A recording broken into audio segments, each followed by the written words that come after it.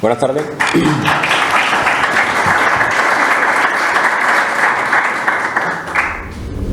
Bueno, buenas tardes.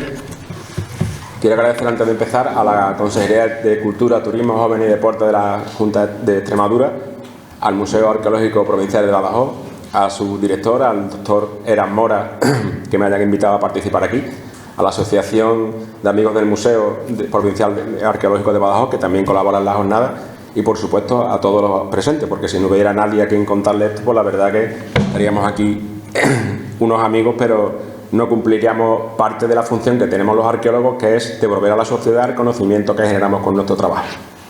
Bien, cuando Javier me dijo que quería contar conmigo, me dice: mira, hay un tema muy interesante que es la minería en Río Tinto y su tema tecnológico, que básicamente es el desagüe de las minas. El gran problema que tienen todas las minas, incluso hoy, se llama agua, y más las minas de cobre, porque están al mismo cota, a la misma profundidad que el agua. El cobre es hidrosoluble y la zona de enriquecimiento, los minerales que tienen más cobre están en esa zona. Esto también relaciona un poco lo que es Huelva con Badajoz. Somos provincias vecinas, hablamos igual, el cerdo es igual de bueno a los dos lados. Mis mejores amigos de la playa son todos de Badajoz. Y bueno, mi bisabuela era de Badajoz. Y bueno, yo paso mucho tiempo en Badajoz gracias a Javi y somos amigos. Y por ejemplo, no se podría haber dado parte de la minería en Huelva, de extracción de plata en época romana, sin minas como las de Azuaga, minas de plomo. En el mundo antiguo, las minas son principalmente las de Huelva y las de Portugal de plata, a partir de época romana de plata y de cobre, pero no hay plata, ya desde época tartésica, si no hay plomo. El plomo es el colector de la plata. Cuando las minas romanas se abren, que ahora vamos a ver, pues sin minas como Azuaga, por ejemplo, no podía haberse extraído plata. Que esa plata después, en parte, pues vendría a Mérida, por ejemplo, donde se pagaban los sueldos de los funcionarios para hacer todo lo que necesitaba el Estado romano. Bien, vamos a empezar. Bien, en Río Tinto está la faja pirítica ibérica, es la provincia metalogenética más importante del mundo en cuanto a cantidad de sulfuros masivos en la corteza terrestre, es decir, minerales que tienen hierro y azufre. Y además tienen cantidades interesantes y beneficiables de cobre, zinc, plomo, plata y oro. Río Tinto estaría ahí. Actualmente hay 82 minas. Una mina es cuando tiene una reserva que es su explotación económicamente rentable. Bien, pues de todas las minas, solo 4 no han explotado los romanos y se han documentado todas después de los años 60. Quiere decir que el trabajo de exploración que hicieron los romanos era magnífico, puesto que descubrieron todas las minas, menos 4. 2 en España, 2 en Portugal. En España es Madalena, que está en Huelva, Las Cruces, que está en Sevilla, y en Portugal la Agua Salgada y Los Frailes. Esta zona empieza a 20 kilómetros de Lisboa y termina a 5 kilómetros de Sevilla. Principalmente coge la parte norte de Huelva. Estas serían todas las minas de época romana, las más importantes. Hay minas que solo son de cobre, como hay 3, por ejemplo, en Portugal, que es de las minas más importantes. Otras que son solo de plata, como São Domingos en Portugal, o Aguas Teñidas, que actualmente están en explotación. Muchas de estas minas les sonarán porque son minas actuales. Es que igual que si salimos fuera, vemos que llevamos viviendo varios miles de años en las mismas ciudades, pues los yacimientos mineros se llevan explotando varios miles de años también. Y otras como Río Tinto, Tarsi, pues tienen minería tanto de plata como de cobre. A Río Tinto, si fuéramos a las fuentes escritas, esos son los 3 datos que tenemos.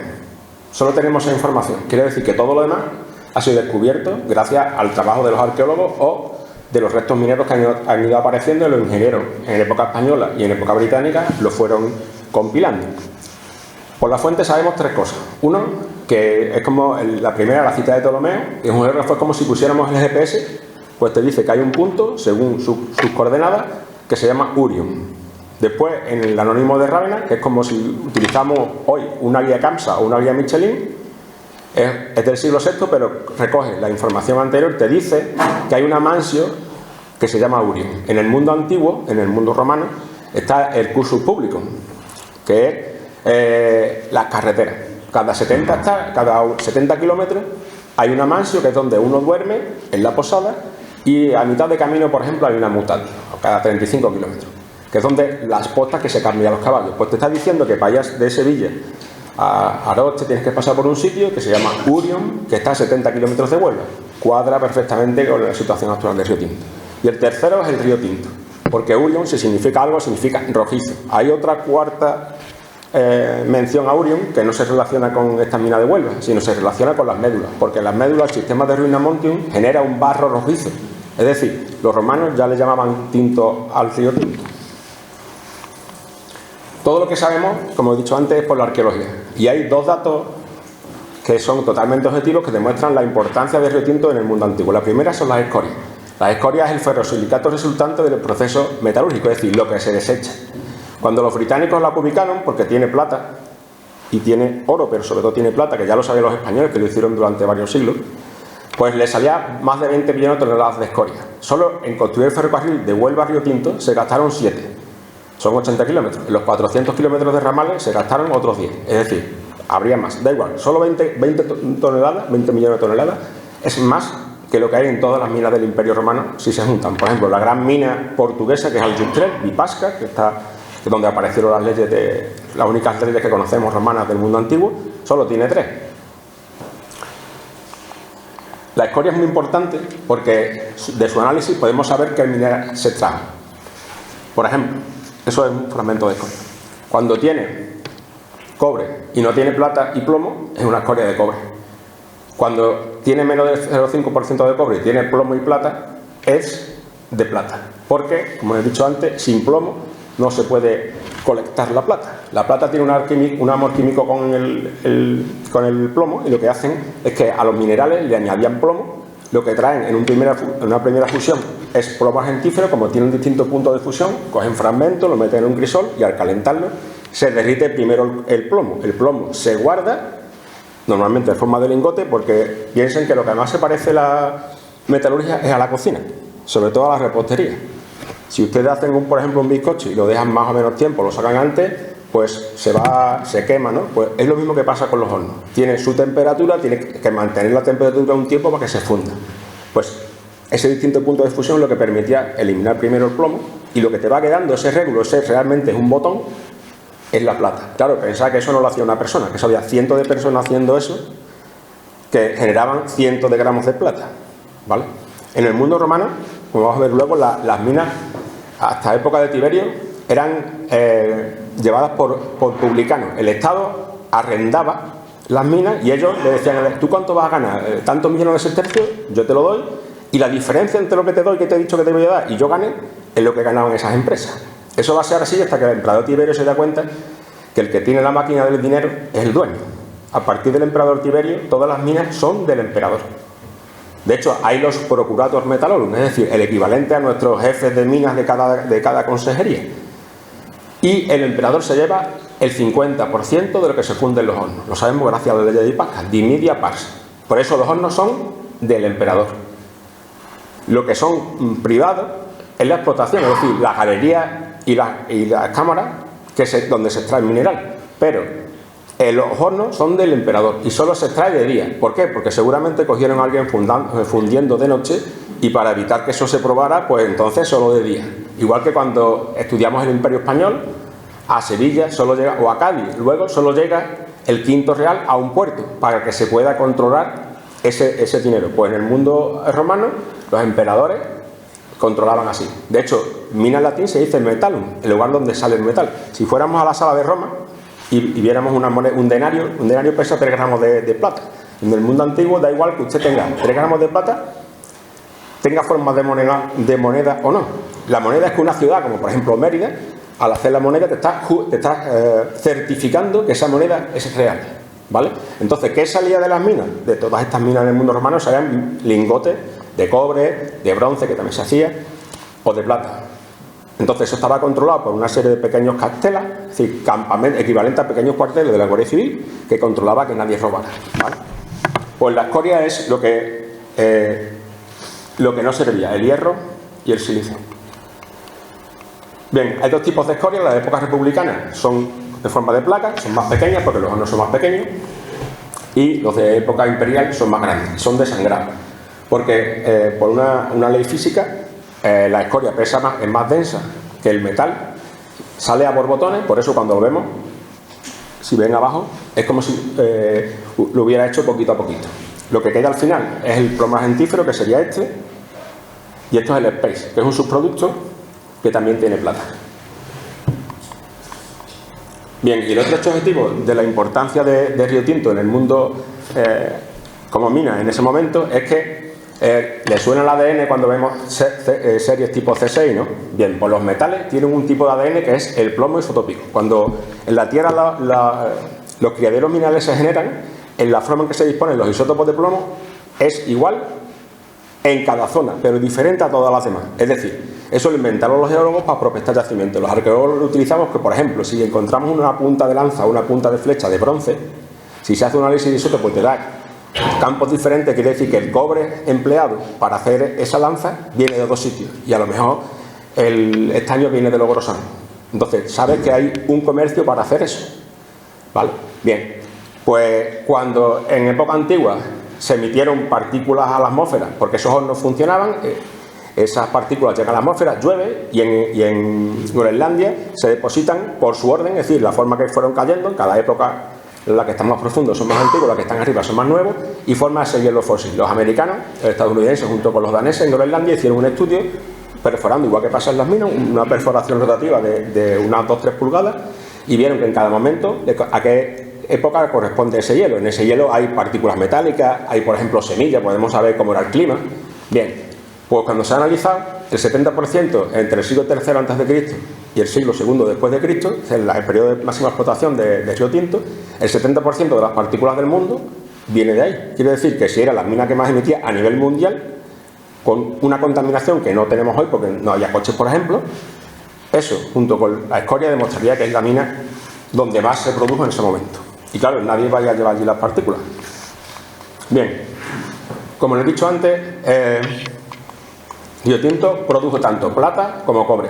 Las minas de la faja pirítica no son como las minas de carbón, que cada mina de carbón es un pozo y solo se extrae carbón. La mina de la faja pirítica tiene masa y cada masa tiene distintos minerales de los que pueden extraerse distintos metales.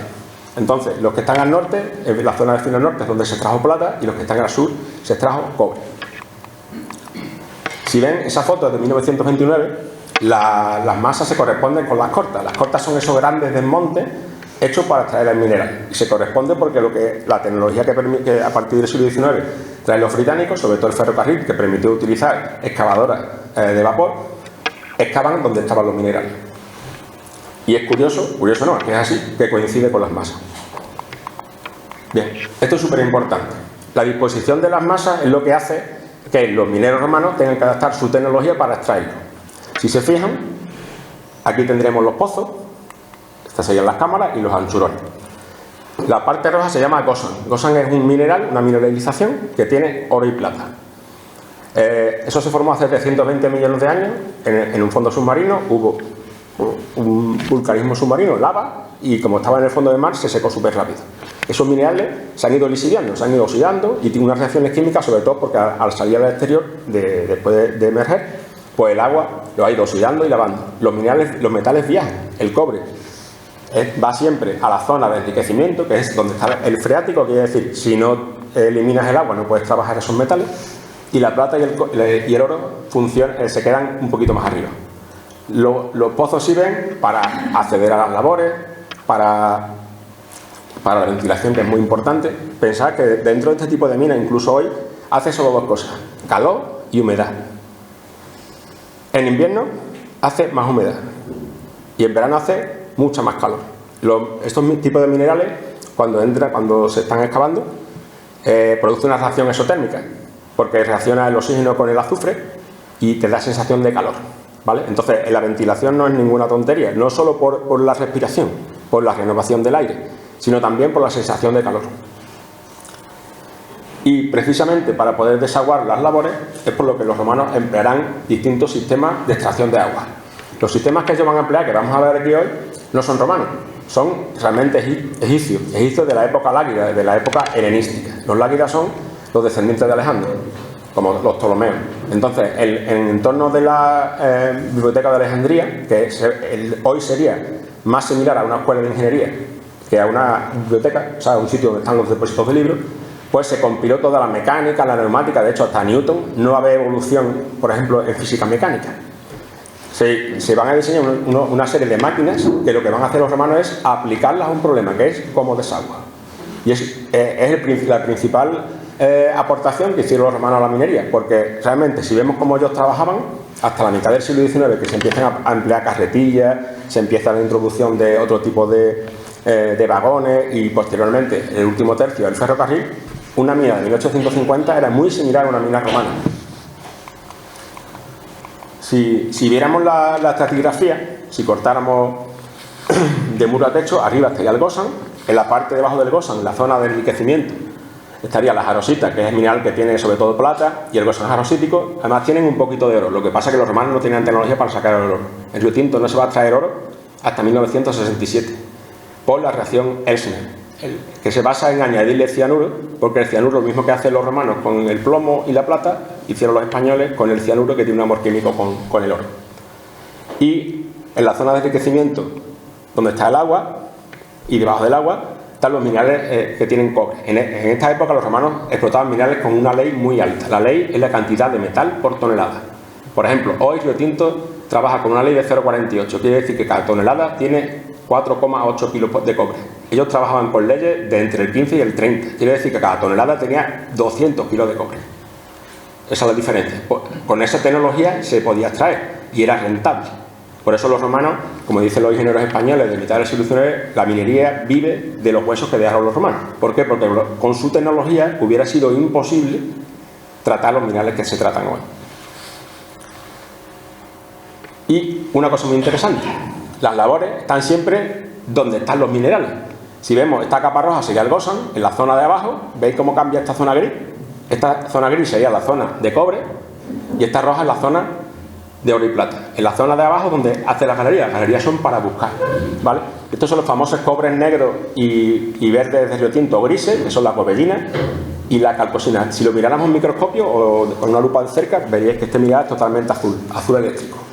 Los minerales de cobre tienen una diferencia con los de plata. Los de plata a visu, de vista, tú no los ves, pero los minerales de cobre siempre son o azules o verdes, en cualquier tonalidad. Pueden llegar, cuando veis por ejemplo por el campo malaquita o azulita, veréis que son blanco y verde, blanco y azul. Bien, los pozos, como he dicho antes, es la forma de acceder a la masa. En la parte de plata es fácil porque como mucho tiene 12 metros de profundidad. En la de cobre se hace de otra manera, se hace por los laterales de las laderas y ya tiene que hacer galerías de mineras más grandes. Una de los principales usos de los pozos es, como les he dicho antes, acceder a ellos, como este. Esto es un pozo que tenía 12 metros. Otro muy importante es el acceso a los labores.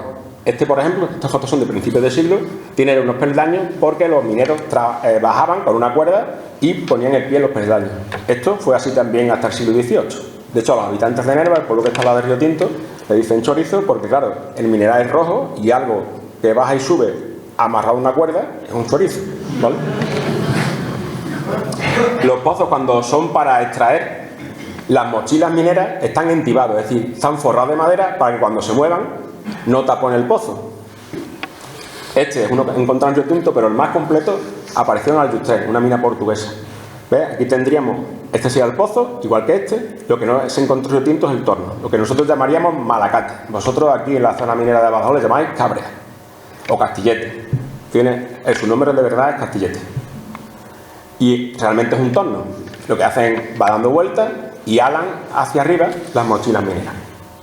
Es la máquina más sencilla que existe, el torno. Bien, los pozos en Río Tinto, en este plano es de 1928, aquí había 500 pozos, ¿vale? Aunque se ve la representación así. Y una cosa muy interesante, que es una teoría de... Bueno, aquí hay una cosa más interesante todavía.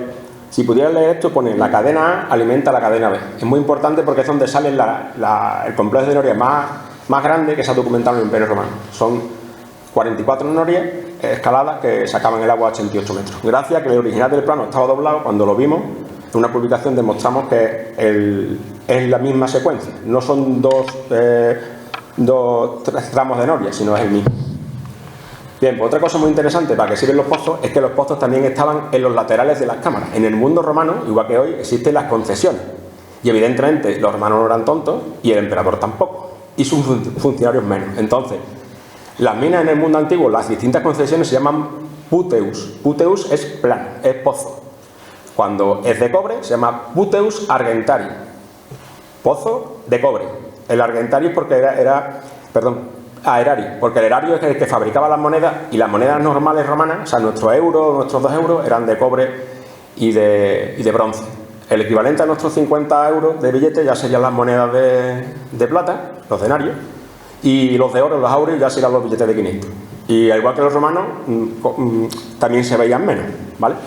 Bien, pues los pozos también sirven para dos cosas muy importantes en minería. Lo primero es para tener un control, lo que sería el topográfico, y lo segundo para delimitar las concesiones. Es decir, tú vas a pagar por trabajar al Estado un precio, si es de cobre, evidentemente más barato que si es de plata, y también si tengo varios concesionarios, que no se me meta uno en la concesión del otro, porque entonces si hay pelea, el emperador deja de cobrar 50%, y el emperador y la persona que llevaba, el subprocurador, es decir, el director de la mina romano, lo que quería es el 50% para el emperador y que fuera todo perfecto. Entonces, que no hubiera pelea. ¿Cómo lo hacen? Controlando con los pozos las concesiones. Lo que si estuviéramos en el campo, cuando se vayan las propiedades, lo mismo, pero claro, debajo de tierra es más complicado de controlar. Las galerías. Esto es siempre pensamos en minas romanas, estas galerías pequeñas. Esta, por ejemplo, la encontramos el verano pasado, tiene unos 70 metros, son pequeñas, se entra gata, si veis aquí, hay una persona gata, tiene los lucernarios, que vamos a ver ahora que son, donde se ponían las lucernas y la iluminación. Y esto realmente no es minería, es donde entraban a la masa mineral para hacer lo que llamaban en minería control de ley, es decir, ver cuánto metal tiene. ¿Qué hacían? Entraban. Si miráis aquí, veis que tiene color diferente la parte de arriba que los laterales, porque están buscando la zona de contacto, la zona de enriquecimiento, donde hay plata. Entonces entraban en esa galería niños, jóvenes y obreros pequeños, porque contra más pequeños, más pequeño es el agujero, más rápido, más barato se hace. Sacaban cargas de mineral y veían lo que recuperaban, es decir, veían cuánto metal contenía. Ese es un tipo de galería que se llama ternagum, en plural ternagui. Y otro tipo es el de desagüe. Evidentemente, hay zonas donde si tú haces una galería con una pendiente, el agua cae por su propio peso. Esta es de los años 80, intenta poner distintas masas de Río Tinto para que veáis que en todas las masas hay galerías romanas, de hecho siguen apareciendo hoy. Por ejemplo, en los últimos años hemos encontrado más de 60 galerías romanas, 400 de otra época.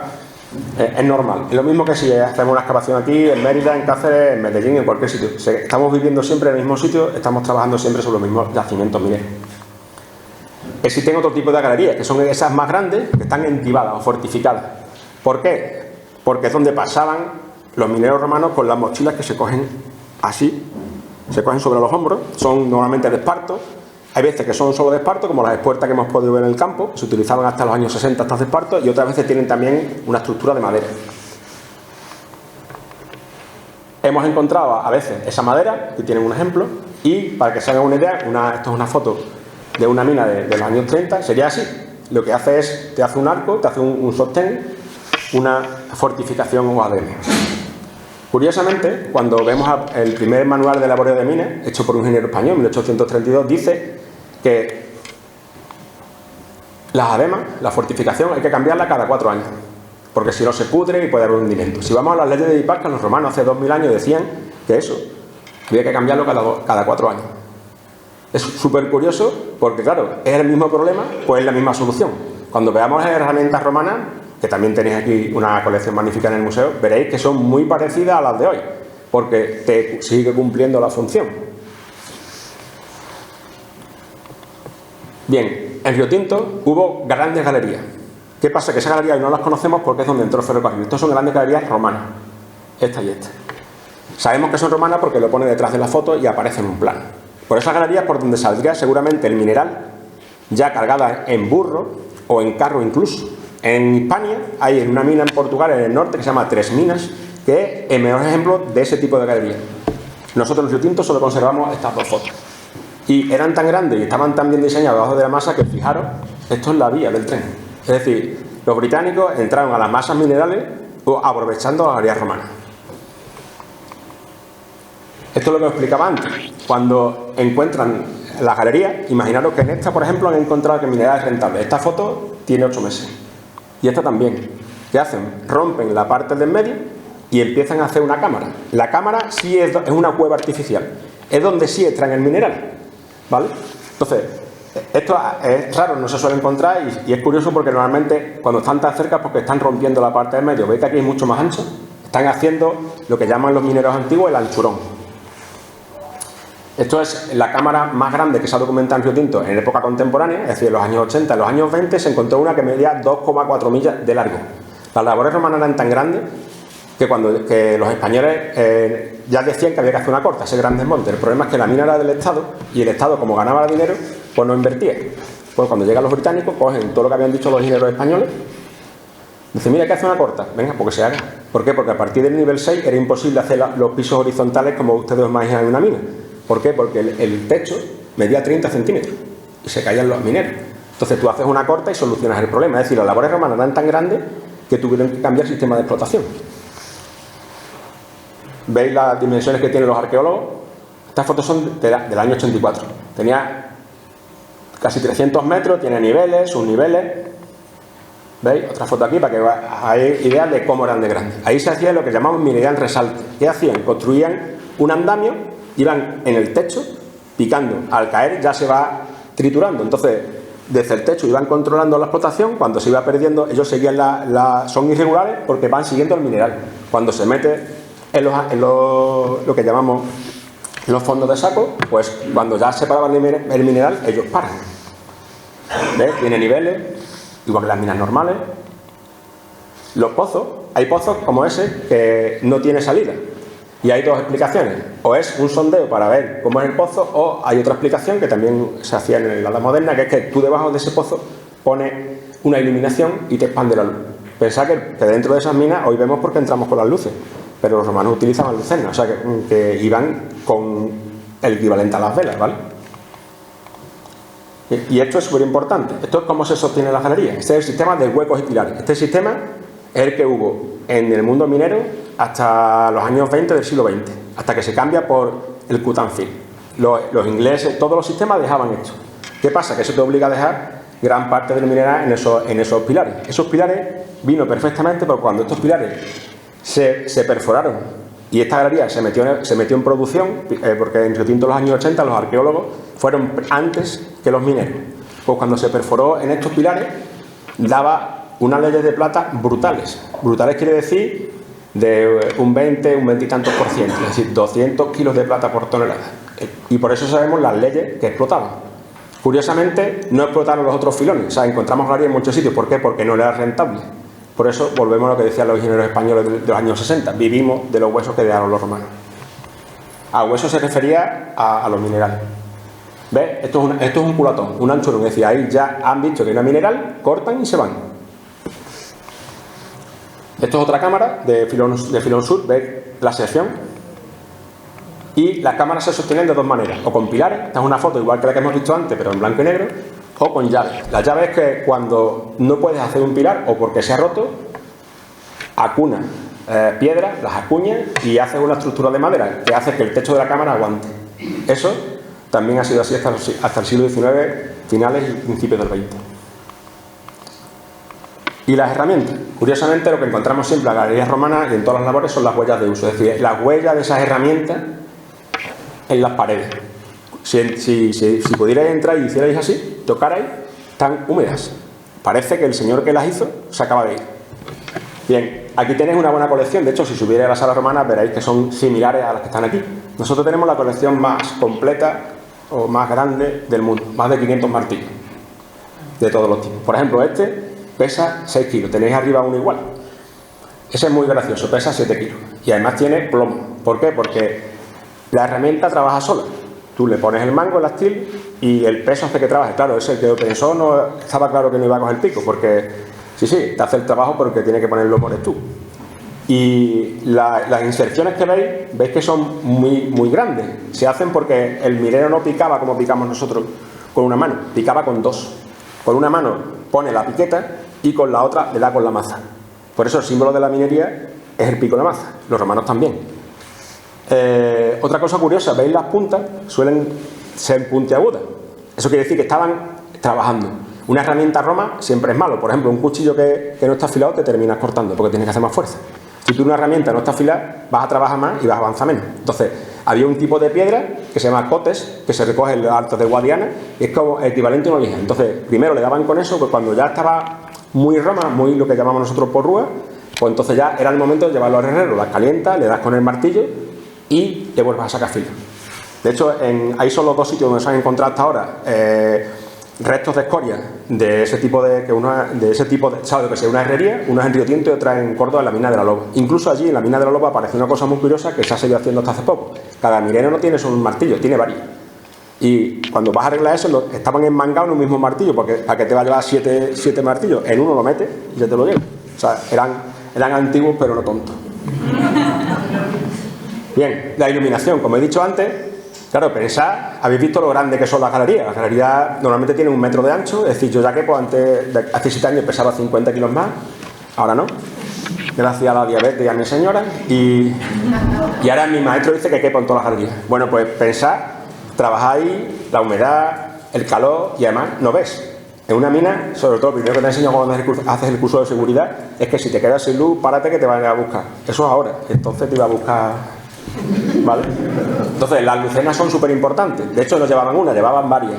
Los lucernarios están siempre a metro y medio. Y curiosamente, como uno mida algo, mide lo mismo todo el tiempo. ¿Por qué? Porque la lucerna que tú pones es la misma. Y siempre llevan varias. Normalmente están a la derecha porque como solemos ser diestros, cuando tú picas en este sentido. Como tú piques y te carga la lucerna, te van a tener que ir a buscar, ¿vale? Y es súper curioso porque cuando encontramos esta galería, encontramos 10 en dos niveles, en 2 bancos, ¿vale? Con una diferencia de 5 metros. Unos lo tenían a la derecha y otros a la izquierda. ¿Eso qué quiere decir? Que esta de la derecha es que se excavó norte-sur. Como no tenían planos entonces, y lo que hacían era bajar por la zona de Gosan, cuando llegaban y cambiaba el color hacia la galería, uno vinieron del norte a sur y otro de sur a norte, porque uno cuando encontrábamos estaban a la derecha y otro a la izquierda. Solo en algunas que son muy grandes, que ya que por de pie, las tienes a los dos lados. ¿Por qué? Porque ya necesitas avanzar y necesitas más iluminación. Pero curiosamente cuando solo la tienen en un lado te indica también la dirección que tiene. Y si os fijáis, como he visto antes, tenéis las huellas de uso, ¿veis? Las huellas de los picos y evidentemente lo negro es el hollín. Las lucernas romanas eran de aceite de África. El aceite hispano era para consumo de boca. El aceite africano, que era un poco más malo, pues el que hoy sería Túnez, Marruecos, es el que se utilizaba para la iluminación. Y la mecha, en una torcida tela, lo metían en agua con salmuera para que echara un poco menos de humo, pero de esta forma humo tenía que echar porque mirad. Entonces eso también, cuando entras a galería te ves, el humo te indica los lucernarios. Esto es la única representación de mineros romanos de interior. Es un relieve que apareció en Jaén, en Palazuelos, pero lo compró un ingeniero alemán y está actualmente en el Museo de Bochum, en Alemania, uno de los mejores museos de mineros del mundo. Os lo recomiendo, está en Essen. ¿Os suena el Schalke 04? Pues al lado, en esa misma ciudad, en Gelsenkirchen. De hecho, el equipo del Schalke es como el equivalente al Betis en España, ¿vale? Su nombre en alemán es Die Knappe. Knappe en alemán es minero. Los que sean del Madrid, yo sé que no tienen criterio aunque estén ganando, recordarán que cuando a Raúl lo fichan, le regalan carbón. Y la salida de los jugadores se hace por una réplica de zona minera, ¿no? Pues ahí es donde está este relieve. Si nos fijamos, veis, las herramientas son como las que hemos visto antes. Y lo que lleva adelante es una lucerna. Esto es una lucerna, una lamparilla de aceite. Se llaman de forma mal lucernas mineras, porque el primer sitio que se documentaron fue en Río Tinto, que se documentaron casi 500. Hoy sabemos que hay lucernas, por ejemplo, gracias a trabajos como los que hizo el doctor Eras Mora en Mérida, que son lucernas industriales. Las lucernas normales de vivienda son más pequeñas. De hecho, un día las llenamos y tardan 11 horas en apagarse. Quiere decir que la jornada laboral de un minero sería esa. Porque hay una cita de Plinio que dice que el minero trabaja lo que dura la lámpara. Lo malo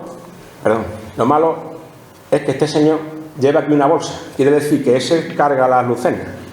Entonces, pero vamos, es el doble de grande. Y una cosa curiosa de Río Tinto es que las lucernas tienen marcas. Tienen LIR. Lucius Julius Regurrino. En 1970 apareció esa inscripción de ese señor que dice que es de origen lusitano y que murió en Río Tinto con 41 años. Y además sabemos una cosa curiosa, que la que paga la inscripción no es su mujer legal. Pueden ser dos casos.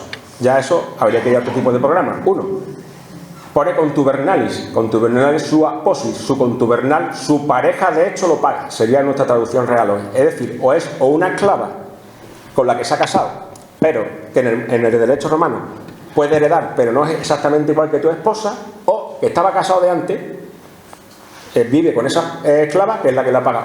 No sabemos lo que pasó. Pero una de las dos cosas pasó. Y es el único ejemplo de un filinarius, de un alfarero asociado, en este caso sí, a minería. Nuestro amigo Manuel Maya, portugués, que tenía el museo donde hay más lucernas en todo el mundo, el Museo de Castro Verde, hicimos un congreso que se llama Lucernas Dites Mineires, es decir, dichas mineras, porque después de Río Tinto me empezó a aparecer en todas las minas, pero me ha aparecido en todos los sitios, que hay grandes... podemos decir que el mundo, la forma romana de producir, lo podemos llamar casi industrial. Pues cuando había industrias y cuando se hacen alfarería, cuando se hace grande, equivalente a nuestra fábrica, aparecen ese tipo de lucernas. Bien, las galerías tienen varios usos. Ya hemos visto antes que es por donde se entra a las masas mineras, pero también es una forma de desaguar. Como he dicho antes, esa es la más sencilla. Si la parte de goza en la parte de arriba, a lo mejor hay plata a 4 metros, tú haces una galería, pues como es un cerro, como hemos visto antes, un anticlinal. Río Tinto es como... La tectónica de placas es como si hiciéramos, yo siempre lo explico a los niños, es como si hiciéramos natilla y le ponemos las galletas, ¿vale? Si tú mueves las galletas, se mueven, ¿no? Pues esas son las placas tectónicas. Bien, pues Río Tinto es un anticlinal, es decir, está así. Entonces aquí en la parte de arriba el mineral está a menos profundidad y aquí está, o sea, aquí está más y aquí está menos. Normalmente está entre 4 y 12 metros, lo normal es 6. Cuando tú vas ahí, si está a otra profundidad, por su propio peso cae a los valles laterales. Claro, eso es ahí. En los minerales de cobre, os he dicho ya que está al mismo nivel que el agua. Entonces no puedes utilizar la galería. Tienes que subir el agua y que después caiga por su propio peso. Y eso ya sí es la tecnología que os he dicho antes, que viene del mundo egipcio. En Río Tinto hay un ejemplo que solo conservamos un plano, que yo os recreo aquí, que es el desagüe de Corta Atalaya. Eso es un acueducto de unos casi 400 metros, de 380 concretamente, con todos esos pozos, lo mismo que vemos en cualquier acueducto romano, y lo que hace es desaguar una mina. Los españoles lo intentaron desaguar en el siglo XVIII, no pudieron. Los ingleses lo hicieron, pero poniendo una bomba de vapor. Y los romanos lo hicieron. Lo que pasa es que hoy no lo podríamos ver porque está dentro de las labores romanas. De hecho, posiblemente solo los de esta zona podrían verse hoy. Los demás no existen porque esto está debajo de una escombrera, esto estaría debajo de una escombrera minera y esto es la gran corta, que es Corta Atalaya, que actualmente la corta más grande de Europa, la más grande de España, la sexta séptima del mundo, y de aquí a un año y medio pues será otra vez la segunda, porque va a pasar de 21 kilómetros, cuando se junte con la otra medí casi 5. Bien, otro de los empleos, de las máquinas empleadas, son la bomba de Cecilio. Esta apareció en Soter Coronada, una mina que está a 40 kilómetros de Río Tinto. Y es el mejor ejemplo de bomba de cobre. Es como las películas del oeste, cuando vemos la bomba impulsante impelente, pues eso es. Esta apareció en cobre. Han aparecido otras, por ejemplo, en la zona de Murcia, de plomo, porque tiene mucho plomo, la acento en plomo. Hay una parecida a esta, pero apareció, también se utilizaban para achicar los barcos, en un barco griego, pero está rota. Esta está completa, apareció dentro de la mina. Lo que pasa que el señor que lo encontró era un francés, un ingeniero francés de Sotiel, mandó a su señora a que lo vendiera a Madrid al Museo Arqueológico Nacional, pero tuvo tan mala suerte que llegó a Madrid el 17 de julio de 1936. No cogió bien. El otro sistema es el tornillo de Arquímedes, una cóclea. Se le llama tornillo de Arquímedes porque en la Edad Moderna el sabio antiguo que sonaba era Arquímedes, pero realmente su nombre en la fuente griega es cóclea, es decir, lo mismo que tenemos dentro del oído. Y es un tornillo sin fin. Han aparecido varios. Han aparecido, por ejemplo, en Córdoba. Normalmente el primer alave, la primera vuelta, suele ser de bronce, para que al rozar con la tierra no se rompa el alave de madera. El más completo apareció también en Sotiel, está actualmente en Liverpool, en un museo. Y la noria de cangilones. Como te dije esta mañana, lo que tú tienes arriba es un cangilón.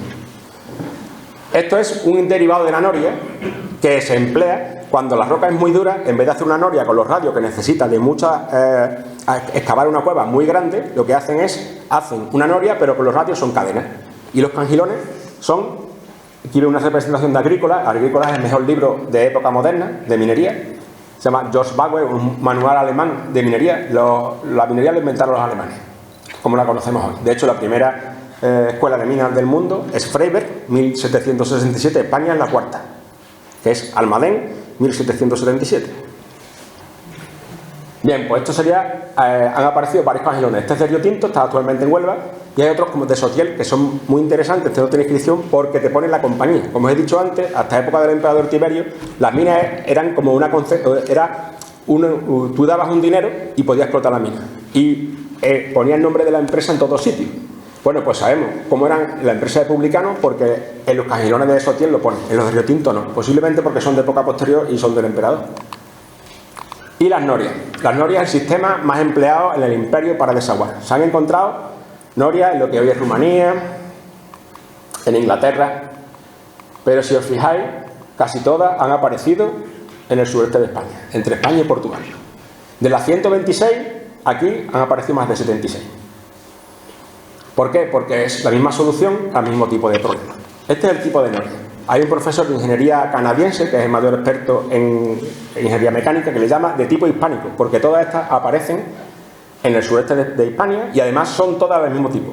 Por ejemplo, las que hay en Gales, en las minas de Gofau, son diferentes, tienen como el cangilón, como si fuera una caja amarrada. Estas no, estas siempre son muy similares. Las dimensiones, os he hecho aquí una media, las tenemos de C360, que son más pequeñas, las más grandes, 465. Pensáis, y esto es muy importante para lo que vamos a ver ahora, que cuando se hace la cueva para meterlas, estas norias no caben montadas dentro de la mina, hay que desmontarlas. Se meten desmontar, se vuelven a montar y después se reparan también así, lo vamos a ver ahora. Los cangilones van entre 20 y 30, los cangilones son estos. Es donde carga el agua, ahora vemos uno desmontado. Y es muy importante porque es lo que determina el tipo de noria. O sea, igual que sabemos que hoy un coche puede ser de gasolina o de gasoil, ¿no? O eléctrico, pues el número de cangilones es el que te determina el tipo de noria. La anchura del cangilón suele ser... La anchura total de la noria es que la anchura aquí es 30 centímetros. Menos en un ejemplar, que está en Río Tinto, todos los ejes de noria son siempre de bronce. Es la única parte metálica. Todo lo demás es completamente de madera. Eso es el cangilón. Es la parte que iría aquí. Aquí hicimos un desmontaje cuando trabajamos con National Geographic. Y para que se vea el agua, iría aquí dentro. ¿Vale? Al moverse, el agua estaría aquí. Tú al mover, esta parte está llena, esta también, y esta está vacía. Al moverla, con que tú muevas la parte de arriba, por la propia inercia se va moviendo sola. Ahora veremos los cálculos de la que se conserva en el Museo de Huelva, que apareció en Río Tinto en 1928. Hicimos con un ingeniero los cálculos y sabemos cuánto desagua, cuánta fuerza hace falta en caballos para moverlo. Bien, esto es cómo funciona la noria. Normalmente siempre hay dos, porque en minería siempre hay dos. ¿Por qué? Porque si se rompe un motor funciona el otro. Si hay dos bombas y si no hay dos, hay tres. Pues en el mundo romano es igual. ¿Por qué? Porque hay que desaguar la mina. Si no se desagua la mina, no se puede trabajar. Y si no se puede trabajar, recordad que el emperador no se lleva el 50%. Y eso es lo más importante, porque el 50% el emperador pagaba las legiones. Si no pagaba las legiones, el emperador pierde el puesto de trabajo. ¿Vale? ¿Os acordáis de la serie de Yo Claudio? Al principio, ¿qué pasa? Le paga las legiones y lo nombran porque se cree que es tonto. ¿Y qué hace primero? Pagarle. Porque si no le paga, le dan el puesto a otro. Pues eso fue así. Pero pensad que grandes infraestructuras como el puerto de Alcántara, magnífico que tenéis en Extremadura, se pagaba también con eso, con el dinero del emperador. Lo que pasa es que, curiosamente, a partir de Tiberio, el dinero que se pagaba en impuestos por los ciudadanos romanos iba al erarium. El erarium es como hacienda, ¿vale? Pero el dinero de las minas iba al fiscus. El fiscus es la cuenta personal del emperador. Es decir, es como si hoy, cuando pagamos Hacienda, que estamos en el mes, ¿verdad?, pues le pagáramos, bueno, a Pedro Sánchez, no, al rey. O sea, el dinero de las minas va directamente a la caja del emperador. ¿Por qué? Porque el emperador tiene muchos gastos. Claro, el emperador tenía debajo unos subprocuradores, unos normalmente libertos, es decir, antiguos esclavos suyos, sus funcionarios que velaban y que podían robar lo suficiente siempre que a Roma llegara lo suficiente para el emperador, ¿vale?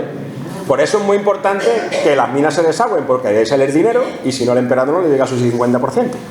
Y eso no lo digo yo, eso lo dicen las leyes romanas. Las leyes romanas son muy curiosas. Si alguno está acostumbrado a leer un Boja, a veces tienen muchas hojas y otras tienen pocas, ¿no? O el boletín de Extremadura, ¿no? O el BOE. Las leyes romanas siempre tienen 12 páginas, duodecíntabula, son 12 placas de bronce. Eso está muy bien, porque quiere decir lo que quiere decir 12. Lo que pasa es que la del Dustrel solo me apareció 2. Nosotros, cuando estuvimos excavando allí varios años, teníamos el cachondeo que como encontráramos una, venía para España.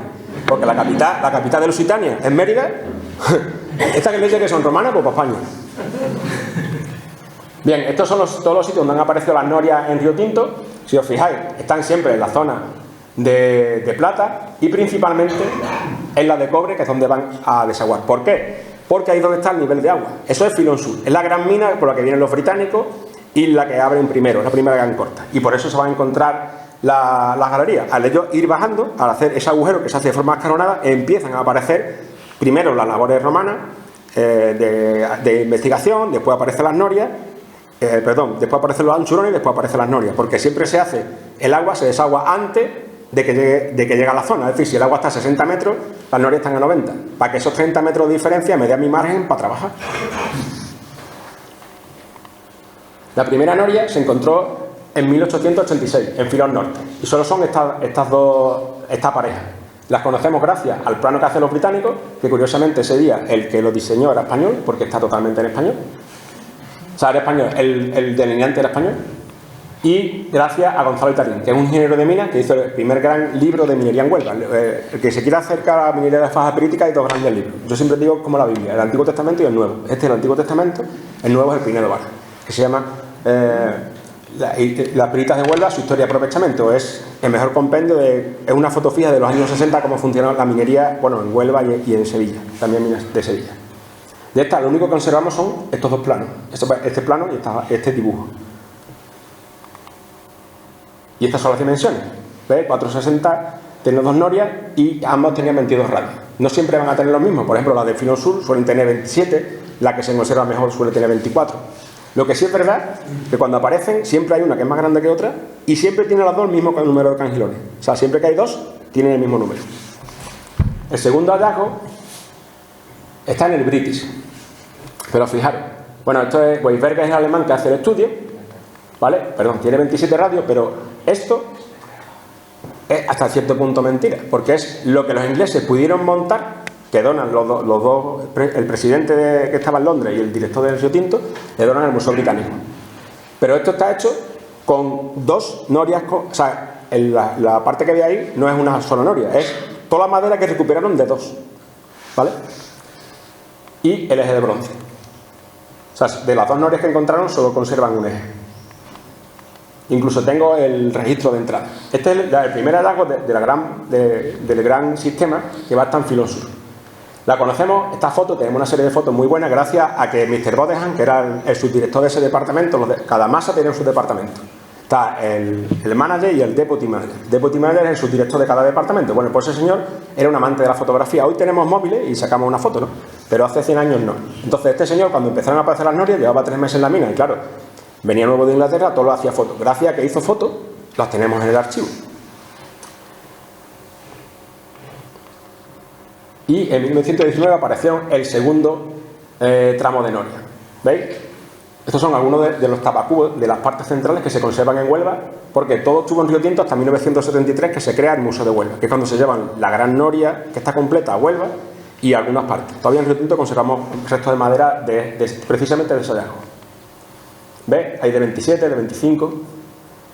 Esta es la foto famosa, la que pone aquí abajo, Roman Water Wheel from Río Tinto Mine, es decir, rueda romana encontrada en Río Tinto. Pero estas dos fotos realmente es un montaje. Es un montaje porque esto que está aquí es una maqueta. Y no lo digo yo. Lo dicen aquí ellos. Full size model of Roman Water Wheel. Una maqueta completa hecha de una noria romana, reconstructed from remaining discovered in South Lode. Reconstruida con los restos de madera encontrados en Filón Sur. ¿Vale? Este es el señor de la foto, este es Mr. Bodenham, este es Mr. Palmer, que es el inglés que va a hacer el estudio que conocemos, o sea, es un artículo del año 29. Los ingleses tienen dos revistas donde publicaban todo de minería, Transaction and Mining and Metallurgy, que es donde lo publicáis, y los Minutes. Este señor ganó 6 veces la Copa de Tenis de Rey en Huelva, porque como sabéis, todos los deportes británicos lo origen ahí. Y estos son los 3 capataces, ¿vale? ¿Os acordáis del plano que hemos visto antes, que llegaba arriba? Aquí, cuando se han visto estas fotos, algunos técnicos dicen que es que las norias se movían andando sobre ellas. Si luego veremos que en los planos, cuando aparece noria, pone cielo de la cueva. Y ahí no es que quepa Torres Bruno, ahí es que no cabe nadie, porque es que son 15 centímetros. Bien, este sería el sistema de Río Tinto. El sistema que subiría, aquí tenemos una foto de uno de los capataces midiendo las norias. Y esto es os voy a poner un vídeo que hicimos, un programa que se hizo en 2020, bueno, hicimos en 2019 con Televisión Española de Ingeniería Romana. Entonces colaboramos con ellos para ver cómo se sacaba el agua de las minas. Entonces yo hice un trato, me querían pagar, digo, no, yo no quiero dinero, yo quiero utilizar el vídeo por cuando me dé la gana y sobre todo para ponerlo en el museo. Si me iba a ir a Río Tinto, pues invito, pues al lado de la reproducción de minas romanas, donde se ven todos los sistemas que yo he explicado, los podéis ver en directo, está este vídeo para que en 40 segundos se comprenda cómo estas norias sacaban el agua.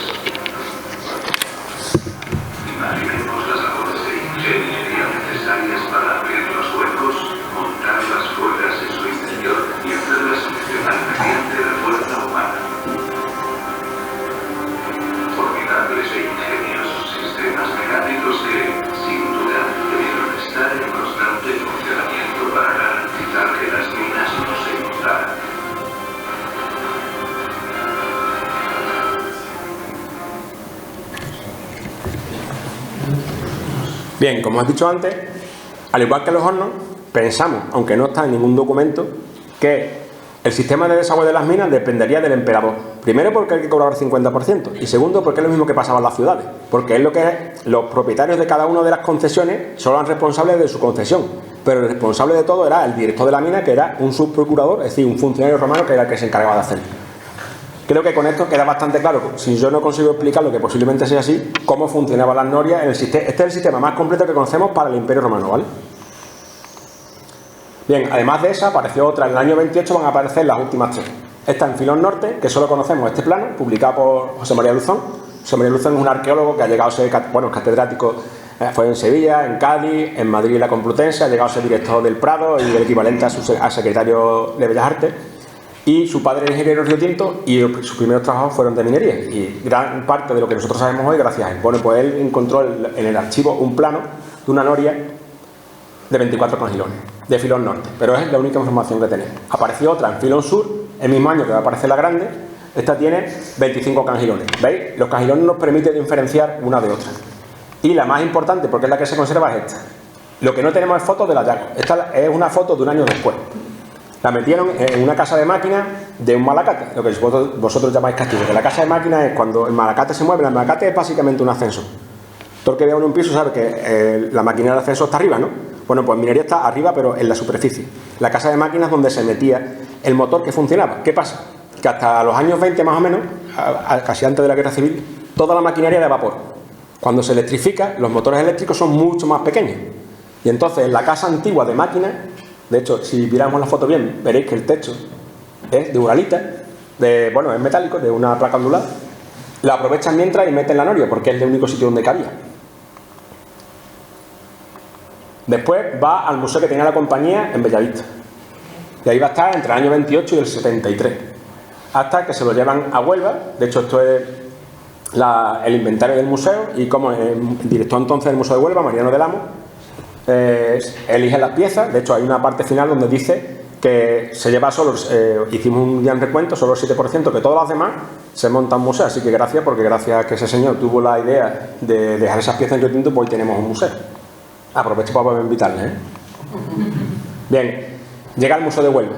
En Huelva no vamos a tener museo provincial hasta 1973. Existían museos anteriores, pero el primer museo documentado en Huelva estuvo en Río Tinto. Porque en 1878, cuando va a Cánovas del Castillo a visitar las minas, ya los ingleses tenían un museo. Y le enseñan lo que estaba apareciendo mientras que ellos estaban trabajando. Por ejemplo, la colección epigráfica, el 80% de la colección epigráfica que existe en el Museo de Huelva, las inscripciones, son de Río Tinto. Y por ejemplo hay una de un niño ameritense que se muere con 8 meses. Entonces, como los romanos ponían el nombre completo y dónde era, pues podemos saber a la edad que se morían. Se morían a lo mismo que se morían en España hace un siglo. Los hombres con 40, las mujeres con 45, y lo normal es que a los 30 todo el mundo deja de pagar los casos. Y esta es la noria actualmente. Cuando estuvo aquí, tenía unas goteras arriba y empezó a deformarse. Entonces, con buen criterio, la entonces directora, Juana Bella, que hoy no está con nosotros, pues lo llevó al IAPH, el Instituto Andaluz de Patrimonio Histórico. Se restauró y así es como luce hoy. Y gracias a Atlantis Copper, pues tiene, que es una empresa de Huelva, la fundición de cobre, la única de España y la más eficiente del mundo. La segunda en producción, pero la más eficiente, midiéndose la eficiencia en número de trabajadores y tonelaje de cobre producido. Fue la que pagó esta iluminación especial, porque pensaba que lo que no le puede dar a esa madera es calor, entonces un LED especial que no da calor. Bien, ¿qué sabemos de esa? Pues esa noria es súper interesante. Como os he dicho antes, la única parte que no es de madera es el eje, que es de bronce. Cada parte es de una madera. ¿Por qué? Porque aprovecha las características de la madera para construir la noria. Por ejemplo, los radios son de alerzo o de abete. Por ejemplo, los que tenemos en Río Tinto no son de esa madera, son de encina o de alcornoque. Los tapacubos son de pino negral porque es muy duro. El eje de bronce. Los cajilones son de otro tipo de pino porque son más flexibles. Y todos los clavijas son de fresno. El fresno es una madera muy dura. Si aquellos que hayan visto, por ejemplo, la película 300, en el mundo antiguo todas las lanzas se hacían de fresno. De hecho, tienen una puntera para que cuando tú la apuntaras en el suelo, por ejemplo, anticaballería, no se rompiera. Cuando los textos antiguos, los griegos y romanos ponen se parte el fresno, es que la batalla estaba siendo dura. Como es una madera muy dura, por eso lo hacen así. Y todas las norias tienen inserción, tubillones. Veréis que cuando salgáis de aquí, el IKEA no había inventado nada, ¿vale? O sea, ya ellos tenían súper controlados los tubillones, los números de las piezas, lo que tenían eran nombres normales. Tenían ensamble, ¿veis? La única manera de que tú tienes de que dos tipos de madera engarcen es haciéndolo, las colas de Milano y demás. Y, como he dicho antes, el IKEA estaba inventado. Cuando se miran los radios, las distintas piezas tienen número. ¿Por qué tienen número? Algunos autores dicen que es porque están preconstruidas y otros porque son modelos. Yo pienso que son las dos cosas.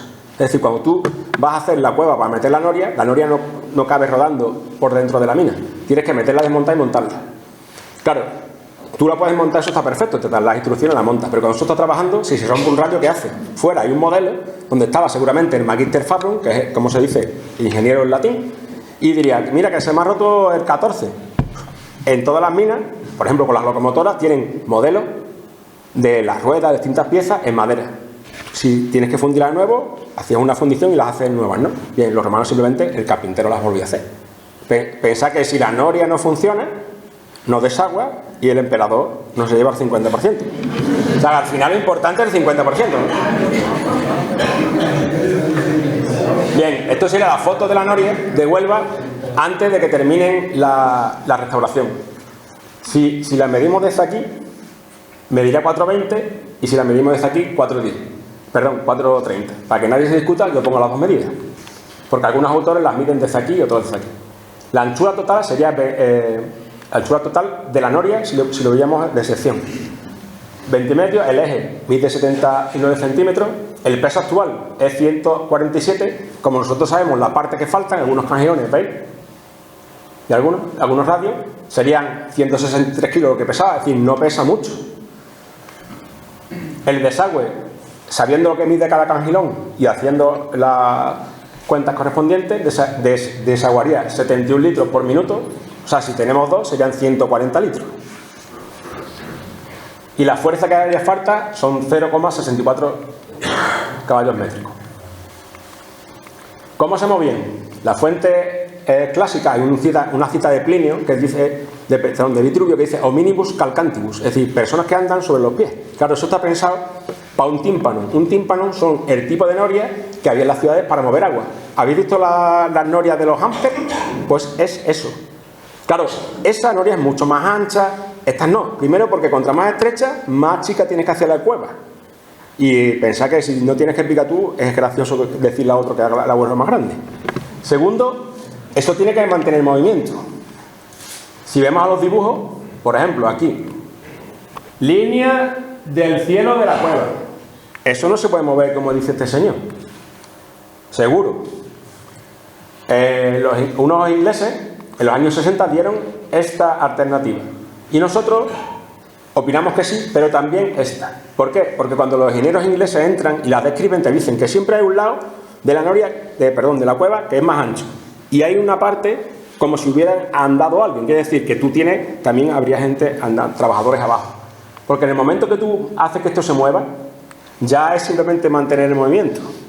¿Cómo arrancaba el movimiento? Bueno, también nos dio la solución Mr. Palmer. Aparecieron sogas, de hecho las sogas más gordas que han aparecido en Río Tinto, de casi 8 centímetros, con ganchos. Es decir, posiblemente alabas con los ganchos y una vez que ya movías, solo mantener el movimiento. Bueno, solo al que no le tuviera que estar moviéndola, claro.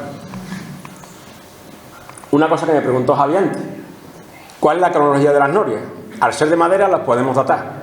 Weisberger, el alemán que hizo el estudio que está en Londres, no la calibró con la dendrocronología. ¿Eso qué quiere decir? Que cuando hacemos un análisis de las maderas tardan un tiempo en morirse. El carbono 14 empieza a partir de que esa madera se ha muerto.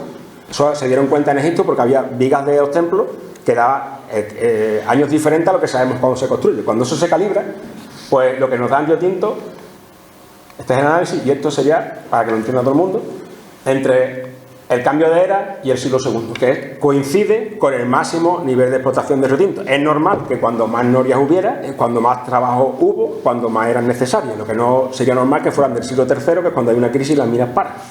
Con lo cual, está todo correlacionado. Y como ya para terminar, pues los trabajos mineros han aparecido en Río Tinto desde la cota 440 hasta la más pequeña, la más profundidad, 386 metros. Pensad la cantidad de metros que hay ahí, y la cota superior es 550. Es decir, desde la cota 550 a 385 aparece el labor. Que el sistema romano está basado en galería, pozo y cámara, como hemos visto, que los trabajos sobre Gosan están en la parte inferior, como las galerías que hemos visto antes, y las de cobre están siempre en la zona donde está el agua. Y esos son los minerales. Los de cobre son la piragirita, la prusita, la fribergita, la tenantita. Perdón, esos son los de las arresitas. Y ahí faltaría otra que es la cerusita, que además tiene plomo. ¿Qué pasa? Que no tienen suficientemente plomo para poder utilizarlo en la cooperación, en ese trabajo metalúrgico que requería plomo para extraer la plata. Y los de cobre son la copellina carcosina, que lo hemos visto antes, y la tetradrita, que como he puesto solo 2 fotos no la habéis visto. Y el gran reto y el gran problema que todavía tienen todas las minas es desaguar. Y ahora también es el tema de medio ambiente. Por eso, quien hoy da un permiso para abrir una mina es medio ambiente, la AAU, la Autorización Ambiental Unificada. Sin eso, una mina no puede abrir, porque tiene que controlar el agua, dónde va el agua y que no haya ningún tipo de contaminante. Pues no hemos avanzado mucho desde entonces tampoco. Y que todos esos sistemas permitieron que Río Tinto fuera la mina más importante del imperio. Pues gracias por su atención.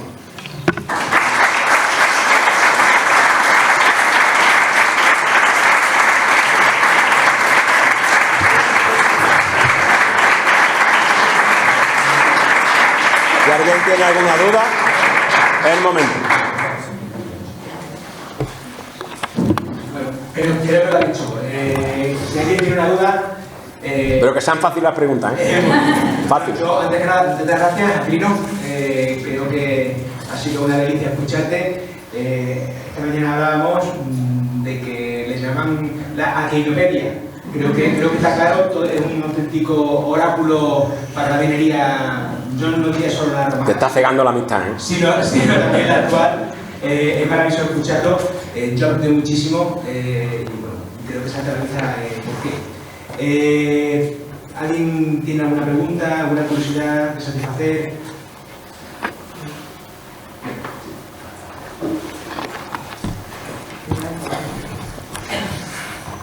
Sí, a ver, una curiosidad. Bueno, muchas gracias. Yo recuerdo que siempre, cuando hablaban de las minas de Río Tinto, hablaban del cobre. Y luego, pues ya se sabe que realmente lo que se sacaba era plata. ¿Cuándo?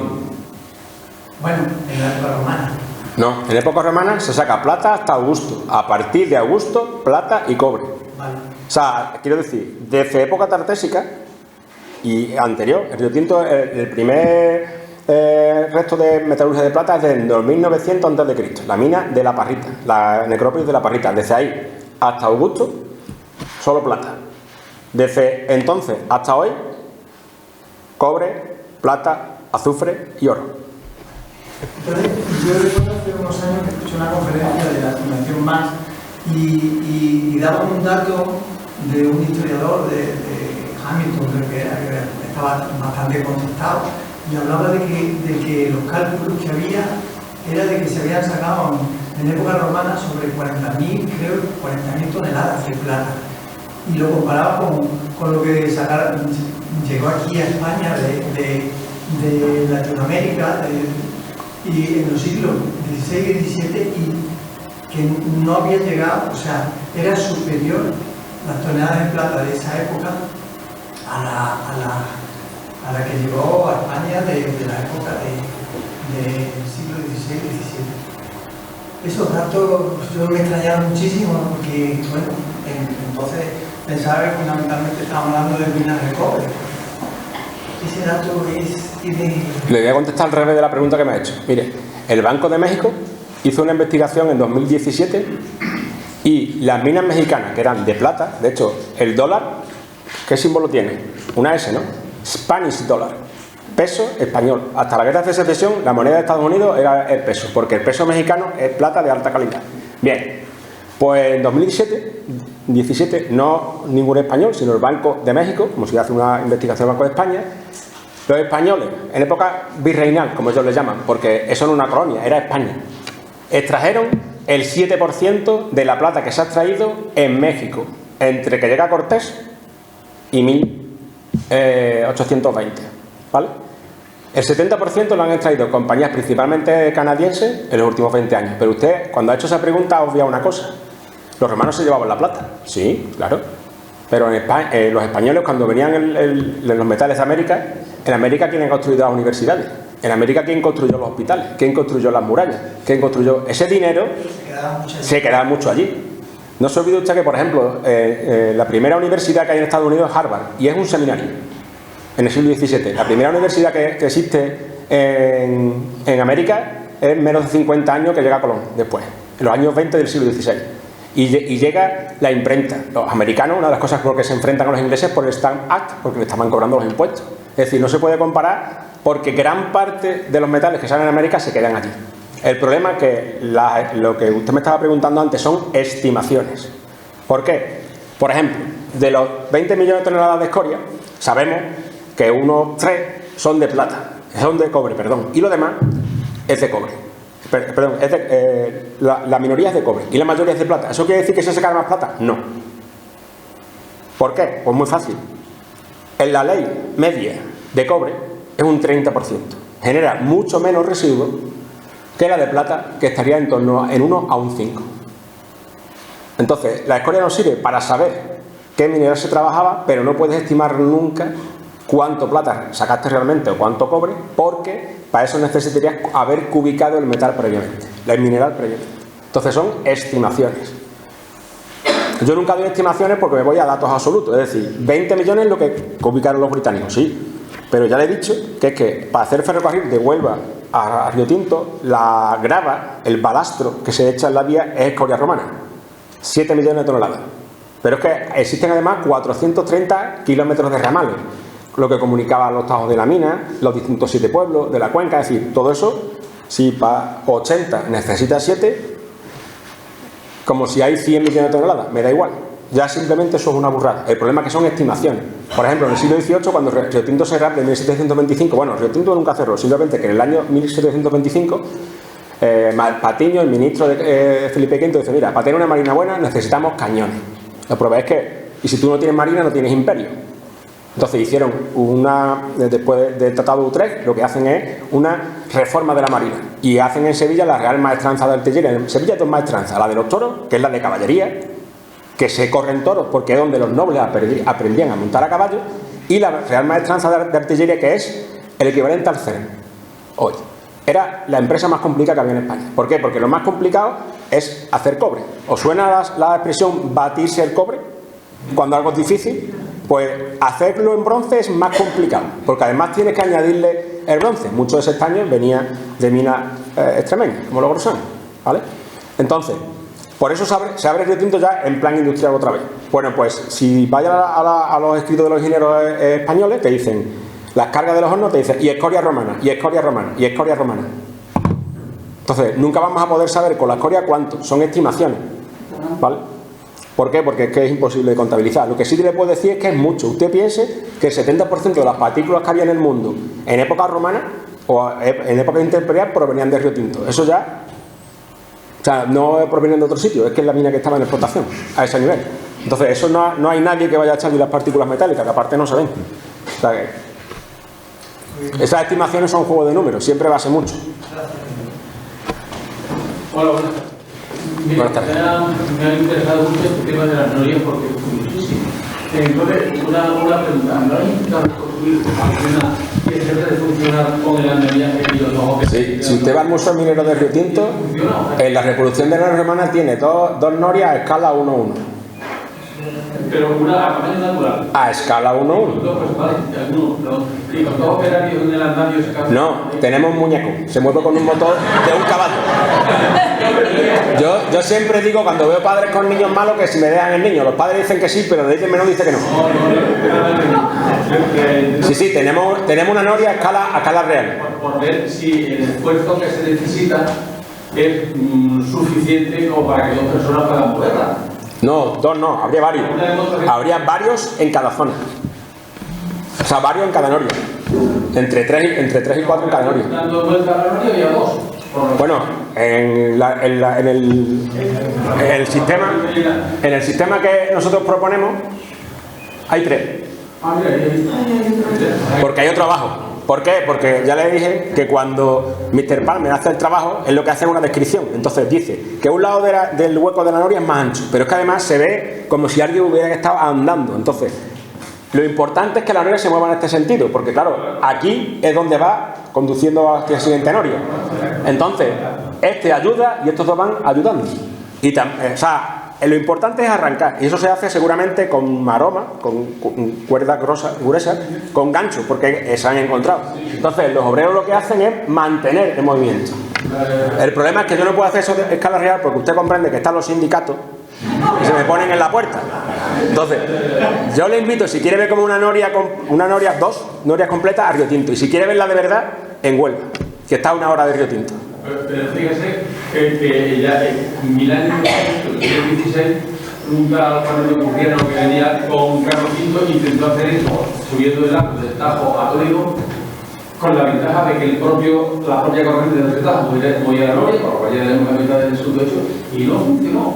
Se debió a los piojos y los violaron y un día. Si le gustan las máquinas grandes, además de Río Tinto, les recomiendo que vaya a Almadén. En Almadén tienen se llama Baritel de San Andrés. Es un castillete de mulas que funciona así. Y las mulas van dando la vuelta, en vez de ser así, es así. Da la vuelta completa, lo puede buscar en internet. Baritel de San Andrés. Sí, pero este no es una noria, este es una máquina del siglo XVII y funciona. De hecho, la han vuelto a reponer y está en su sitio. Si le gusta el maquinismo, le gusta la ingeniería, no se pierda el Parque Minero de Almadén, patrimonio mundial. No me pagan comisión ni nada, de gratis.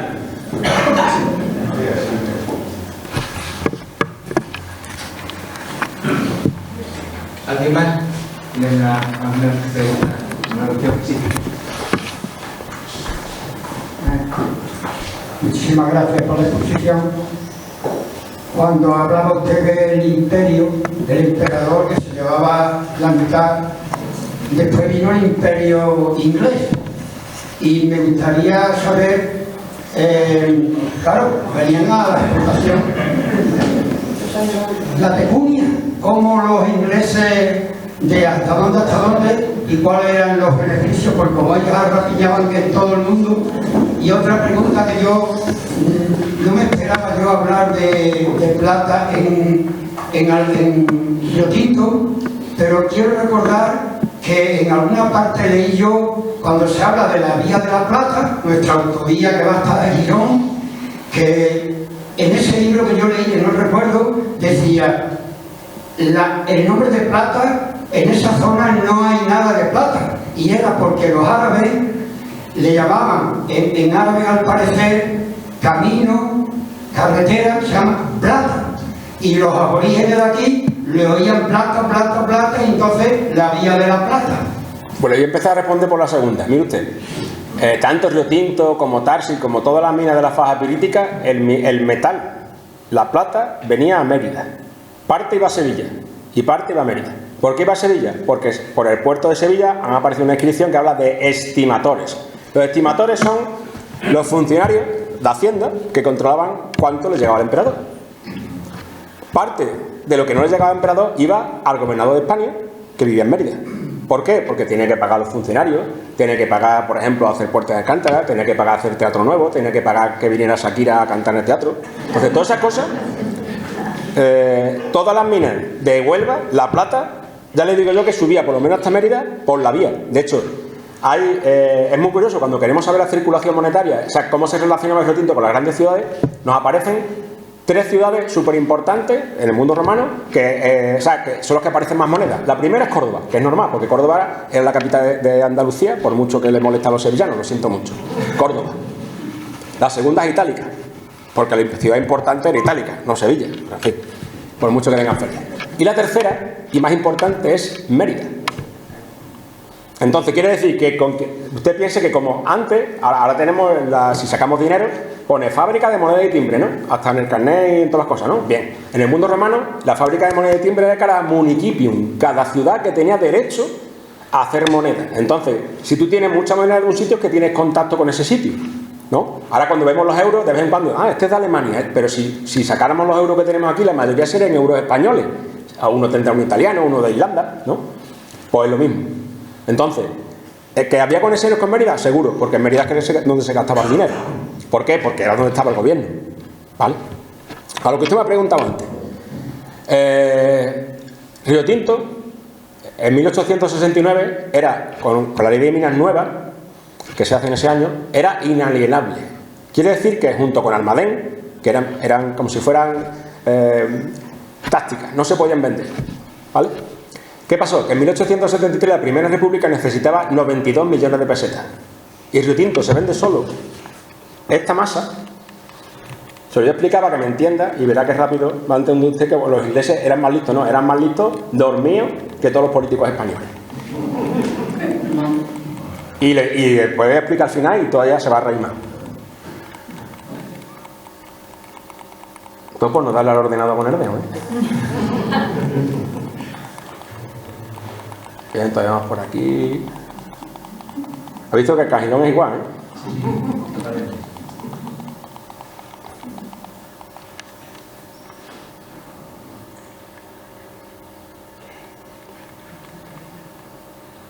El segundo... Aquí está. Bien. Río Tinto se vende solo por esto. Perdón, por Filón Sur. Todo lo demás fue de gratis. Es como si usted vende su casa por el salón y le dice a su mujer, oiga, y las 3 habitaciones, y el cuarto baño, y la cocina, y el cuarto lavadora. No, eso va gratis. ¿Vale? ¿Por qué? Porque se hizo una subasta, se hizo una ley en 1871 para vender Río Tinto. Porque es una mina que daba dinero, pero el Estado no invertía. Para hacerla rentable, por ejemplo, hasta 1875 el cobre llegaba a Huelva en burro. En burro. Eso no es rentable. ¿Qué hacen los ingleses? Construir un ferrocarril. Los ingenieros españoles hicieron 6 proyectos para hacerlo. ¿Quién puso el dinero? Nadie, pues no se hizo.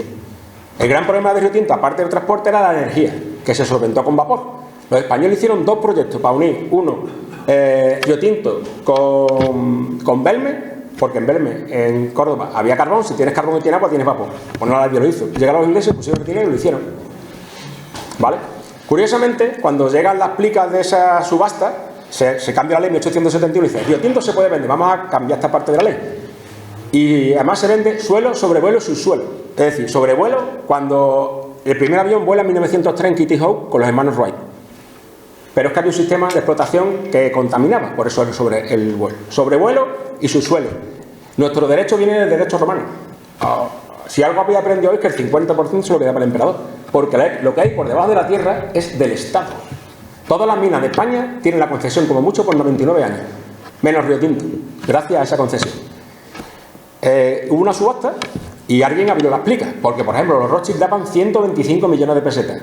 Aunque las pesetas de entonces valieran mucho más que las pesetas hoy, 125 es más que 92, ¿verdad? Pues alguien abrió las plicas y jugó al egipcio y el caso es que la mina se vendió por 93 millones de pesetas. Solo esto. Solo eso. Cuando la gran mina luego fue esta. Y nadie contó el oro y la plata que había aquí. Quiere decir que España necesitaba 92 millones de pesetas y dice, esto mismo. Entonces, ¿quién fue el problema? Los políticos de la Primera República, que solucionaron el problema de España vendiendo el Río Tinto. ¿Qué hicieron los ingleses? Poner dinero. Bueno, hicieron leer todo lo que dijeron los ingenieros españoles. El fondo antiguo de Río Tinto es acojonante. Es todo lo que escribieron los ingenieros españoles. ¿Que había que poner un ferrocarril? Eso fue lo que hicieron. ¿Que había que hacer una corta? Eso fue lo que hicieron. De hecho, contrataron a los ingenieros españoles, porque, para empezar, en Río Tinto siempre hubo jefes españoles. Un ingeniero inglés es un perito en España, porque estudia 3 años de carrera. Quiere decir que en España, un ingeniero inglés no podía hacer un proyecto, por ejemplo, de ventilación, porque no era ingeniero de minas. Entonces, siempre hubo ingenieros españoles. Eso no lo cuentan, pero eso fue así. Por eso siempre había ingenieros españoles. Segundo, porque alguien tiene que hablar con la administración. La administración, lo siento, Javi, tú tápatelo. La administración a veces es inútil. Tú no. Yo que no soy funcionario, yo lo puedo decir porque no soy funcionario, lo siento, es de broma, los funcionarios que están aquí de broma. Entonces, tú necesitas a alguien que hable con... Entonces, siempre hubo jefe español. A lo que vamos. 5 años después de comprar Río Tinto, estaban ganando el 110% de la inversión, por si les sirve de algo. 5 años después. 15 años después, el 120% de la inversión. Quiere decir que pusieron el dinero y crearon lo que llamaron algunos la California del cobre de España. En 1908 Río Tinto era la primera empresa minera del mundo y la 13 más importante. Eso fue gracias a que vendimos muy bien Río Tinto. Pero es que fue mejor. Cuando empieza la guerra civil, el gobierno de Franco se dedicaba a ser malo con Río Tinto. No le podía meter mano, porque claro, Río Tinto es una empresa de bandera, todavía lo es. Bueno, cuando viene el presidente a Río Tinto al museo, llama a la embajada, no llama de la empresa, ¿vale? Bien, pues, ¿qué hacían? Jugaban al palo y a la zanahoria. Cuando querían sacarle dinero a Río Tinto, por ejemplo, usted piense que la ayuda a Alemania de la guerra civil, la Legión Cóndor, los cañones 88 y todo eso, el 80% solo lo pagó Río Tinto con entregas de mineral y con dinero. Los italianos, que son más buena gente, en los años 50 decían, está pagado. Pero los alemanes, antes del año 42, cobraron toda la pasta. Y lo cobraron solo con las entregas de Río Tinto. Entonces, ¿qué hacía el Estado? Decía, pues este cargamento va a valer esto. Y si no, ¿qué hacía? Como Río Tinto es la única productora de cobre, si el cobre valía 100 pesetas, te lo vas a pagar 40. Entonces, para que no lo estrujaran más, pues así. ¿Qué consiguieron? Que entre el año 39 y el año 54, Río Tinto no empleó un duro en mejorar la tecnología para ahogarlos. El año 44, la ley de minas que hay ahora es del 73, la única ley de minas, la única ley franquista que sigue en pie. Pero está tan bien hecha para que no robe nadie que no son capaces de tumbarla. Cada vez que van a hacer una no son capaces. ¿Vale? De hecho, la que tenemos en las distintas comunidades autónomas son aplicaciones de esa ley. Por ejemplo, el medio ambiente. Que en el medio ambiente entonces usted vea que si hay un pato negro, pues eso no para una mina. ¿Vale? Es decir, el pato negro lo quitamos fuera. Hoy no. Hoy el pato es muy importante, que contar los murciélagos. De hecho, a mí me hacía gracia porque llegaron unos japoneses, porque los camiones que tenemos en Río Tinto ahora son Komatsu. Y entonces yo me quedé mirando al japonés cuando yo estaba haciendo un trabajo en la mina y me dice el ingeniero español, el japonés está extrañado de verte a ti. Digo, pues más extrañado de verlo yo a él, y cuando se entere que hay un tío contando los murciélagos, un biólogo, se va a extrañar todavía más. ¿Vale? Todas esas cosas hay que hacerlas ahora, antes no. Bien, a lo que vamos. Quiere decir que como Río Tinto no se había modernizado, los ingleses empezaron a hacer planes. ¿Vale? En eso, en el año 44, el gobierno franquista hizo una ley, la ley de minas nueva, y el artículo 71 se llama artículo Río Tinto, que dice literalmente: cuando un bien mineral se encuentra en manos no nacionales, puede ser enajenado para el beneficio del Estado. Escribieron el artículo, pero no tuvieron cojones. ¿Vale? ¿Por qué? Porque mire usted, uno de los accionistas de la Río Tinto era el rey de Inglaterra. Cuando escuchamos, por ejemplo, en España, los políticos se van a las empresas eléctricas, bien, pues, por ejemplo, Sir Anthony Eden, el segundo de Churchill, cada vez que era ministro estaba la Río Tinto. ¿Vale? Entonces, era una empresa de Estado. Eso no lo iba a quitar allí nadie. La prueba es esa. En el año 52, los ingleses hicieron un estudio. Mira, nos hace falta cambiar los trenes por vagones. ¿Por qué? Porque cuando usted utiliza trenes en minería, tiene que poner la vía. Después tiene que quitarla y ponerla otra vez. Mientras que si usted tiene un bulldozer, un empujador y un camión, lo hace una vez y ya está. Se ahorra una semana de trabajo. ¿Vale? Bueno, pues vendían la mina por 1,2 millones de libras. 1,2 millones de libras. En el año 53, Franco se le metió... Tenía dos problemas. Gibraltar y Río Tinto. Río Tinto se le llamaba el Gibraltar económico porque Alfonso XIII, cuando se casó con la bisnieta de la reina Victoria, fue a Londres, al palacio, allí iba a ver los primos de la mujer, que le dieran su sobre, todas esas cosas, ¿no? Y en el Parlamento dijo una cosa, dice, existe, ¿cómo era? Dos problemas entre España y Río Tinto. Uno es Gibraltar, entre España y Reino Unido. Uno es Gibraltar. y el otro Río Tinto, que es el Gibraltar económico. Y eso, de hecho hay un libro de un profesor catedrático de la Complutense que se llama El Gibraltar económico. El caso es que Franco, con el dinero que nos dieron los americanos por poner las bases, junta a todos los bancos de España, menos el Santander, porque el abuelo de Ana Patricia Botín intentó hacer una jugada con Río Tinto, como lo hizo sin permiso del caudillo, pues lo quitaron del tema. Entonces todos los bancos de España pusieron 1.000 millones de pesetas, que son 7 millones de libras, y compraron Río Tinto pues, el 70% de las acciones, es decir, 700 millones de pesetas costó Río Tinto, 7 millones de libras. Un año antes era 1,2 millones de años. Todavía se están riendo todos los ingleses.